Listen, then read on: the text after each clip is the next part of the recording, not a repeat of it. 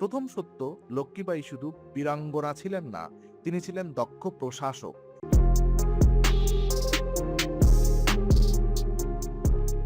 1858 সালের 17ই জুন, গোয়ালিয়র একটি যুদ্ধের মাঠ, ধুলো আর ধোঁয়ায় ঢাকা। একজন নারী ঘোড়ার পিঠে, হাতে তলোয়ার, পিঠে বাঁধা একটি শিশু, চারদিক থেকে ব্রিটিশ সৈন্য। তিনি একা, কিন্তু থামছেন না, লড়ছেন। তারপর একটা গুলি, ঘোড়া পড়ে গেল। তিনি মাটিতে রক্ত, কিন্তু তখনও হাতের তলোয়ার, তখনও লড়ছেন। আরেকটি আঘাত, এবং তারপর নীরবতা। সেই মাঠে যিনি পড়ে গেলেন তার বয়স ছিল মাত্র 23, কিন্তু তিনি যা করেছিলেন সেটা হাজার বছরেও ভোলা যায় না।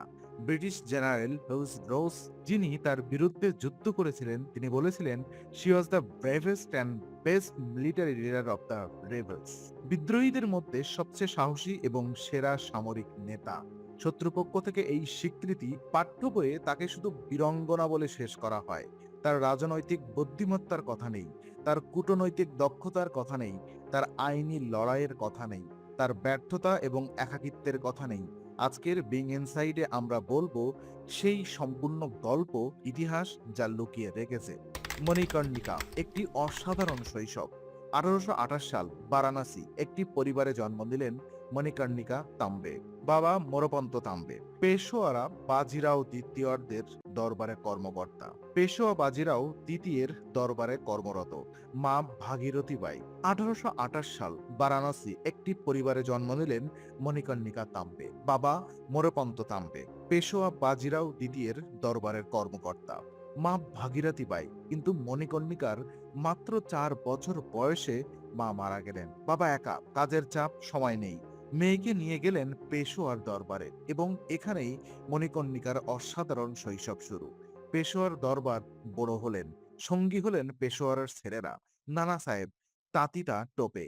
এই দুইজন পরে 1857 বিদ্রোহের নায়ক হলেন এবং লক্ষ্মীবাঈয়ের সাথী। কিন্তু শৈশবে তারা একসাথে ঘোড়া চালাতেন, তলোয়ার চালাতেন, কুস্তি করতেন, মল্লযুদ্ধ করতেন। এটা ছিল অস্বাভাবিক, কারণ সেই সময়ে উচ্চ বর্ণের মেয়েরা পর্দায় থাকতো, বাইরে বের হতো না, অস্ত্র শিখতো না।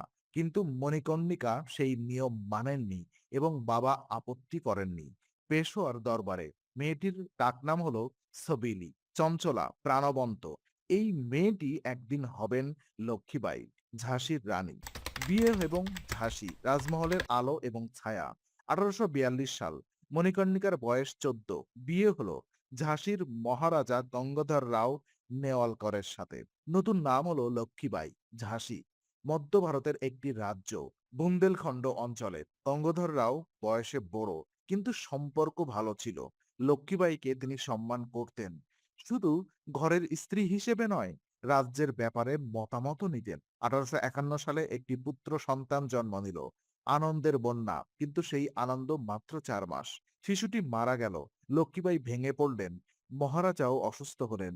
গভীর শোকে তারা সিদ্ধান্ত নিলেন দত্তক নেবেন একটি ছেলেকে। হিন্দু রীতিতে রাজার দত্তক পুত্র রাজ্যের উত্তরাধিকারী হতে পারে। 1853 সালের নভেম্বরে মহারাজা দামোদর রাওকে দত্তক নিলেন, এবং পরদিনই মহারাজা গঙ্গাধর রাও মারা গেলেন। লক্ষ্মীবাঈয়ের বয়স তখন মাত্র 25। বিধবা, একটি দত্তক শিশু এবং ব্রিটিশ ইস্ট ইন্ডিয়া কোম্পানির ভয়ঙ্কর পরিকল্পনার মুখোমুখি। ডক্ট্রিন অফ ল্যাপসি, ব্রিটিশের সবচেয়ে নিষ্ঠুর নীতি। এখানে বুঝতে হবে লর্ড ডালহৌসির ডক্ট্রিন অফ ল্যাপসি, বিলোপ নীতি। এই নীতি অনুযায়ী কোনো ভারতীয় রাজার স্বাভাবিক উত্তরাধিকারী না থাকলে অথবা ব্রিটিশের অনুমতি ছাড়া দত্তক নিলে সেই রাজ্য ব্রিটিশ সাম্রাজ্যের অন্তর্ভুক্ত হবে। অর্থাৎ দত্তক পুত্র স্বীকৃত নয়, রাজ্য কোম্পানির। এই নীতিতে ইতিমধ্যে সাতারা, নাগপুর, সম্বলপুর অনেক রাজ্য গ্রাস করেছিল কোম্পানি। এবার লক্ষ্মীবাঈয়ের পালা। 1853 সালের ডিসেম্বরে ব্রিটিশ রেসিডেন্ট এলেন, বললেন দামোদর রাওকে উত্তরাধিকারী হিসেবে স্বীকার করা হবে না। ঝাঁসি এখন ব্রিটিশ সাম্রাজ্যের। লক্ষ্মীবাঈ পেনশন পাবেন এবং ঝাঁসির কেল্লা ছেড়ে দিতে হবে। লক্ষ্মীবাঈ প্রথমে কি করলেন? চিৎকার করলেন না, তলোয়ার তুললেন না। তিনি বললেন, আইনি লড়াই করব, এবং সেই লড়াই শুরু হলো। লন্ডনে চিঠি, আইনি লড়াইয়ের অজানা অধ্যায়। ইতিহাস এই অধ্যায়টা প্রায় কখনো বলে না। লক্ষ্মীবাঈ শুধু তলোয়ার চালাননি, তিনি কলমও চালিয়েছিলেন তীক্ষ্ণভাবে। মহারাজার মৃত্যুর পরেই লক্ষ্মীবাঈ একজন দক্ষ আইনজীবী নিয়োগ করলেন, জন ল্যাং। অস্ট্রেলিয়ান বংশোদ্ভূত ব্রিটিশ আইনজীবী, ভারতে কর্মরত। ল্যাং পরে লিখলেন, রানী লক্ষ্মীবাঈয়ের সাথে প্রথম দেখায় অবাক হয়েছিলাম। একজন তরুণ বিধবা পর্দার আড়াল থেকে কথা বলছেন, কিন্তু যা বলছেন সেটা এত স্পষ্ট, এত যুক্তিযুক্ত এবং আইনি জ্ঞানসম্পন্ন, আমি অবাক হয়ে গিয়েছিলাম। ল্যাংয়ের মাধ্যমে লক্ষ্মীবাঈ পিটিশন পাঠালেন সরাসরি লন্ডনে ইস্ট ইন্ডিয়া কোম্পানির কোর্ট অফ ডিরেক্টরে। পিটিশনে যুক্তি ছিল, ডক্ট্রিনে অফ ল্যাপসি আইনগত ভুল, হিন্দু আইনে দত্তক পুত্র বৈধ উত্তরাধিকার। ঝাঁসির সাথে ব্রিটিশের যে চুক্তি হয়েছিল সেই চুক্তিতে এই বিলোপের কথা নেই। কোম্পানির উত্তর এলো, পিটিশন নামঞ্জুর। লক্ষ্মীবাঈ থামলেন না, আবার পিটিশন, আবার নামঞ্জুর, তৃতীয়বার আবার নামঞ্জুর। তিনবার আইনি পথে চেষ্টা করেছিলেন, তিনবার ব্যর্থ। এই ব্যর্থতার পরেই লক্ষ্মীবাঈ বুঝলেন, কলম দিয়ে আর হবে না, তলোয়ার লাগবে। 1857 আগে প্রস্তুতির গোপন বছর। 1854 থেকে 1857 লক্ষ্মীবাঈকে ঝাঁসির কেল্লা ছেড়ে দিতে বলা হয়েছিল। তিনি বললেন, মেরি ঝাঁসি নেহি দঙ্গি, আমার ঝাঁসি দেব না। কিন্তু শুধু কথাই নয়, তিনি প্রস্তুতি নিলেন নীরবে, গোপনে। প্রথমত, নিজের সেনাবাহিনী তৈরি। ব্রিটিশ প্রত্যাশা ছিল রাজা মারা গেলে সেনাবাহিনী ভেঙে যাবে। লক্ষ্মীবাঈ সেনাদের বললেন, তোমরা থাকো, আমি তোমাদের মহারানী। এবং শুধু পুরুষ সৈন্য নয়, লক্ষ্মীবাঈ মহিলা সৈন্য দল গঠন করলেন। ঝলকারি বাই, মতিবাই, সুন্দরবাই, এই নারীরা প্রশিক্ষিত হলেন অস্ত্র চালনায়, ঘোড়া চালনায়, যুদ্ধ কৌশলে। এটা 1857 সালের ভারতে অভূতপূর্ব। দ্বিতীয়বার কূটনৈতিক যোগাযোগ। লক্ষ্মীবাঈ গোপনে যোগাযোগ রাখলেন নানা সাহেব, তাতিয়া টোপে, বিদ্রোহের পরিকল্পনা। তৃতীয়বার ঝাঁসির দুর্গ মেরামত, কামান মজুত, অস্ত্র সংগ্রহ। লক্ষ্মীবাঈ জানতেন একদিন যুদ্ধ হবে এবং সেই যুদ্ধের জন্য তিনি প্রস্তুত থাকবেন। 1857 বিদ্রোহ এবং ঝাঁসির জটিল অবস্থান। 1857 সালের মে মাস, মেরঠে সিপাহী বিদ্রোহ। আগুন ছড়িয়ে পড়ল সারা ভারতে। কিন্তু ঝাঁসিতে কি হলো? এখানেই ইতিহাস জটিল হয় এবং এখানেই অনেক কিছু লুকানো। 1857 সালের জুনে ঝাঁসির ব্রিটিশ গ্যারিসনের সৈন্যরা বিদ্রোহ করল। ব্রিটিশ অফিসার এবং তাদের পরিবারকে ঝাঁসির কেল্লায় আশ্রয় দেওয়া হলো। তারপর কি হয়েছিল? ব্রিটিশ ইতিহাস বলে সেই ব্রিটিশ পরিবারগুলো হত্যা হয়েছিল এবং লক্ষ্মীবাঈ দাবি। কিন্তু ভারতীয় ঐতিহাসিক এবং অনেক ব্রিটিশ নথিও বলে লক্ষ্মীবাঈ সেই হত্যার আদেশ দেননি, বরং তিনি ব্রিটিশদের রক্ষা করার চেষ্টা করেছিলেন। বিদ্রোহী সৈন্যরা তার নিয়ন্ত্রণে ছিল না। এই বিষয়টি আজও বিতর্কিত। কিন্তু ব্রিটিশ সরকার এই হত্যার দায় লক্ষ্মীবাঈয়ের উপরে চাপালো এবং ঝাঁসি দখল করার অজুহাত পেল। লক্ষ্মীবাঈ ব্রিটিশ কমিশনারকে চিঠি লিখলেন, বললেন, আমি নির্দোষ, আমাকে বিশ্বাস করুন। আমি ব্রিটিশ সরকারের বিরুদ্ধে নই। ব্রিটিশ বিশ্বাস করেনি এবং লক্ষ্মীবাঈ বুঝলেন এখন আর আলোচনায় পথ নেই। ঝাঁসির যুদ্ধ, দুর্গের শেষ প্রতিরোধ। 1858 সালের মার্চ, স্যার হিউজ রোসের নেতৃত্বে ব্রিটিশ বাহিনী ঝাঁসি ঘেরাও করল। লক্ষ্মীবাঈয়ের হাতে প্রায় 14,000 সৈন্য। কিন্তু ব্রিটিশ বাহিনী অনেক বড়, আধুনিক কামান, প্রশিক্ষিত সেনা। 2 সপ্তাহ ধরে যুদ্ধ। লক্ষ্মীবাঈ নিজে দুর্গের প্রাচীরে সৈন্যদের নেতৃত্ব দিচ্ছেন, কামানের গোলা ছুটছেন, রাতে দুর্গ পরিদর্শন, সৈন্যদের মনোবল বজায় রাখছেন। কিন্তু তাতিয়া টোপে সাহায্য নিয়ে আসছিলেন। হিউজ রোজ তাতিয়াকে আটকানোর জন্য কিছু বাহিনী পাঠালেন। তাতিয়া পরাজিত হলেন এবং ঝাঁসিতে ব্রিটিশ আক্রমণ তীব্র হলো। 3 এপ্রিল ব্রিটিশ বাহিনী দুর্গের ভেতরে ঢুকলো। লক্ষ্মীবাঈ বুঝলেন ঝাঁসি আর রক্ষা করা যাবে না। কিন্তু তিনি আত্মসমর্পণ করলেন না। রাতের অন্ধকারে দত্তক পুত্র দামোদর রাওকে পিঠে বেঁধে ঘোড়ায় চললেন এবং ব্রিটিশ ঘেরাও ভেঙে বেরিয়ে গেলেন। কিভাবে? এটা আজও বিস্ময়। তিনি যে ঘোড়ায় চড়েছিলেন, বাদল, সেই ঘোড়া তাকে নিয়ে কেল্লার প্রাচীর থেকে লাফ দিয়ে বেরিয়ে গেল। বাদল বেঁচে ছিল না, কিন্তু লক্ষ্মীবাঈ বেঁচে ছিলেন এবং তার লড়াই শেষ হয়নি। কালপি থেকে গোয়ালিয়র, শেষ অধ্যায়। ঝাঁসি থেকে পালিয়ে লক্ষ্মীবাঈ গেলেন কালপিতে। নানা সাহেব এবং তাতিয়া টোপের সাথে যোগ দিলেন। কিন্তু কালপিতেও ব্রিটিশ এলো, যুদ্ধ হলো, বিদ্রোহীরা হারলো। তারপর সিদ্ধান্ত, গোয়ালিয়র দখল। সেখান থেকে নতুন করে শুরু। গোয়ালিয়রের মহারাজা সিন্ধিয়া ব্রিটিশদের মিত্র, কিন্তু তার সেনাবাহিনী বিদ্রোহীদের পক্ষে চলে এলো। গোয়ালিয়র দখল হলো। লক্ষ্মীবাঈ এবং তার সহযোদ্ধারা গোয়ালিয়রের কেল্লায়। কিন্তু হিউজ রোজ থামেননি, দ্রুত গোয়ালিয়রে এলেন। 17 জুন 1858 সাল, চূড়ান্ত যুদ্ধ। লক্ষ্মীবাঈ নিজে যুদ্ধে নামলেন, পুরুষের পোশাকে, যাতে শত্রু না চেনে। ঘোড়ার পিঠে 2 হাতে তলোয়ার এবং পিঠে দামোদর রাও। যুদ্ধ তীব্র হলো এবং তারপর একটি গুলি, লক্ষ্মীবাঈয়ের বুকে, আরেকটি আঘাত। তিনি পড়ে গেলেন, কিন্তু শেষ নিঃশ্বাস পর্যন্ত হাতে তলোয়ার। ব্রিটিশ সৈন্যরা কাছে এলেন, লক্ষ্মীবাঈ আর নেই। বয়স ছিল মাত্র 23 অথবা 29। এ নিয়েও ইতিহাসবিদদের মতভেদ আছে। এবার সেই 5টি সত্য যা ইতিহাস সাধারণত বলে না।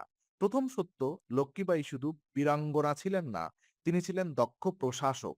ঝাঁসির 4 বছরের শাসনে তিনি কর ব্যবস্থা সংস্কার করেছিলেন, দরিদ্র কৃষকদের ঋণ মাফ করেছিলেন, নারী শিক্ষার জন্য উদ্যোগ নিয়েছিলেন, বিচার ব্যবস্থায় সাধারণ মানুষের অ্যাক্সেস নিশ্চিত করেছিলেন। এই প্রশাসনিক দক্ষতার কথা প্রায় কোথাও নেই। দ্বিতীয় সত্য, লক্ষ্মীবাঈয়ের মহিলা সৈন্যদল, ইতিহাসের প্রথম আনুষ্ঠানিক মহিলা সামরিক ইউনিটগুলোর একটি। ঝলকারি বাই, একজন নিম্নবর্ণের নারী, লক্ষ্মীবাঈয়ের দলে ছিলেন এবং যুদ্ধে এতটাই সাহসী ছিলেন, অনেক ঐতিহাসিক বলেন শেষ যুদ্ধে ঝলকারি বাই লক্ষ্মীবাঈয়ের ছদ্মবেশ ধরে ব্রিটিশকে ভুল দিকে নিয়ে গিয়েছিলেন, যাতে লক্ষ্মীবাঈ পালাতে পারেন। কিন্তু ঝলকারি বাইয়ের নাম মূলধারার ইতিহাসে প্রায় নেই, কারণ তিনি নিম্নবর্ণের। এটা ইতিহাসের জাতিভেদ। তৃতীয় সত্য, লক্ষ্মীবাঈ এবং ব্রিটিশের সম্পর্ক সবসময় শত্রুতার ছিল না। 1853 থেকে 1857 পর্যন্ত লক্ষ্মীবাঈ ব্রিটিশ কর্তৃপক্ষের সাথে শান্তিপূর্ণভাবে সহাবস্থান করেছিলেন, আইনি পথে অধিকার চেয়েছিলেন। শুধু যখন সব পথ বন্ধ হলো তখনই তলোয়ার তুলেছিলেন। এই বিষয়টি তাকে অনেক বেশি জটিল এবং মানবিক করে তোলে। শুধু বিদ্রোহী নয়, তিনি ছিলেন একজন রাজনীতিবিদ, যিনি সব বিকল্প শেষে যুদ্ধ বেছে নিয়েছিলেন। চতুর্থ সত্য, লক্ষ্মীবাঈয়ের মৃত্যুর পর দামোদর রাও বেঁচে ছিলেন। তিনি ইন্দোরে আশ্রয় নিলেন। ব্রিটিশ তাকে কখনো ঝাঁসির অধিকার দেয়নি। সারা জীবন পেনশনে বাঁচলেন।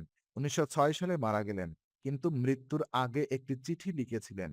সেই চিঠিতে মায়ের কথা লিখেছিলেন, বলেছিলেন, আমার মা শুধু ঝাঁসির জন্য নয়, আমার জন্য লড়েছিলেন, আমাকে পিঠে বেঁধে যুদ্ধ করেছিলেন। এই কথাটা খুব কম জায়গায় পড়া যায়। পঞ্চম সত্য, লক্ষ্মীবাঈকে ব্রিটিশ ভারতীয় সেনাবাহিনীও শ্রদ্ধা করত। 1857 বিদ্রোহ দমনে যুক্ত আরেকটি ব্রিটিশ সৈন্য পরে স্মৃতিকথায় লক্ষ্মীবাঈয়ের সাহসের প্রশংসা করেছেন। হিউজ রোজ এর সেই বিখ্যাত মন্তব্য, সবচেয়ে সাহসী এবং সেরা সামরিক নেতা শুধু কথার কথা ছিল না, তিনি সত্যি লক্ষ্মীবাঈকে ভয় পেতেন এবং শ্রদ্ধা করতেন। আধুনিক রাজনীতি এবং লক্ষ্মীবাঈ, প্রতীকের বিপদ।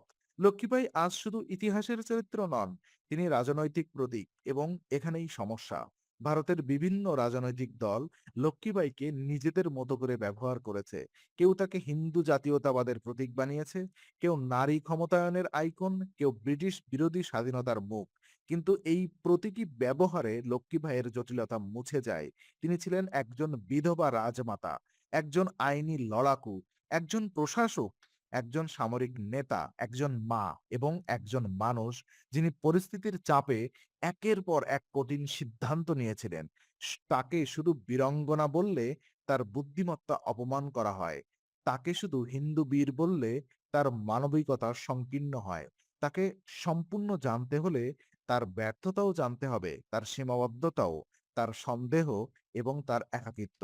লক্ষ্মীবাঈ এবং নারী মুক্তির প্রশ্ন। একটি গুরুত্বপূর্ণ প্রশ্ন, লক্ষ্মীবাঈ কি নারী মুক্তির প্রতীক? সহজ উত্তর হ্যাঁ, কিন্তু গভীর উত্তর আরো জটিল। লক্ষ্মীবাঈ রাজপরিবারের নারী ছিলেন। তার সুযোগ ছিল, সম্পদ ছিল, ক্ষমতা ছিল। সাধারণ ভারতীয় নারীর সেই সুযোগ ছিল না। তার দুর্গা দল তৈরি করা অসাধারণ, কিন্তু সেই দলের নারীরা যুদ্ধের পর কোথায় গেলেন, তাদের জীবন কেমন হলো, ইতিহাস জানে না। কারণ ইতিহাস শুধু রাজাদের লেখে, সাধারণ মানুষদের লেখে না। তবুও লক্ষ্মীবাঈ যা করেছিলেন সেই সময়ে, সেই সমাজে, সেটা ছিল অসাধারণ। তিনি দেখিয়েছিলেন নারী শুধু ঘরে থাকার জন্য নয়, নারী নেতৃত্ব দিতে পারে, যুদ্ধ করতে পারে, শাসন করতে পারে এবং মরতে পারে নিজের বিশ্বাসের জন্য। মাত্র 23 বছরে গোয়ালিয়রের সেই মাঠ, 17 জুন 1858, লক্ষ্মীবাঈ পড়ে আছেন রক্তাক্ত, কিন্তু হাতে তলোয়ার। পাশে থাকা সৈনিকরা বললেন, আমরা আপনাকে হাসপাতালে নিয়ে যাব। লক্ষ্মীবাঈ বললেন, না, আমার শরীর ব্রিটিশদের হাতে যাবে না। তাকে আনা হলো একটি আশ্রমে, একজন সাধুর কাছে সেখানে শেষ নিঃশ্বাস। পাশে কেউ ছিল না, শুধু দামোদর রাও, সেই শিশু যাকে পিঠে বেঁধে যুদ্ধ করেছিলেন, যার জন্য রাজ্য রক্ষার চেষ্টা করেছিলেন। সেই শিশু শেষ পর্যন্ত মায়ের পাশে ছিল। এটাই সত্যিকারের লক্ষ্মীবাঈ। শুধু বীরাঙ্গনা নন, শুধু বিদ্রোহী নন, শুধু প্রতীক নন, একজন মানুষ যিনি ভালোবাসতেন, হারাতেন, লড়তেন এবং শেষ পর্যন্ত নিজের মতো থাকতেন। ভারতের স্বাধীনতার ইতিহাসে অনেক নাম আছে, কিন্তু লক্ষ্মীবাঈ বিশেষ। কারণ তিনি যুদ্ধ করেননি শুধু দেশের জন্য, তিনি যুদ্ধ করেছিলেন ন্যায়ের জন্য, নিজের অধিকারের জন্য, নিজের ছেলের ভবিষ্যতের জন্য। এবং সেই যুদ্ধটা শুরু হয়েছিল কলম দিয়ে, শেষ হয়েছিল তরোয়ার দিয়ে। মাঝখানে ছিল একজন নারীর অদম্য জীবন, যাকে পাঠ্য বই পুরোপুরি ধারণ করতে পারেনি। বিং ইনসাইড সেই চেষ্টা করেছে আজ, এবং আপনাকেও আমন্ত্রণ জানাচ্ছে। ইতিহাস পড়ুন, কিন্তু প্রশ্ন করতে ভুলবেন না, কারণ ইতিহাসের প্রতিটি পাতার পেছনে আরেকটি পাতা আছে, যেটা কেউ লেখেনি। বিং ইনসাইড, সত্যের সন্ধানে।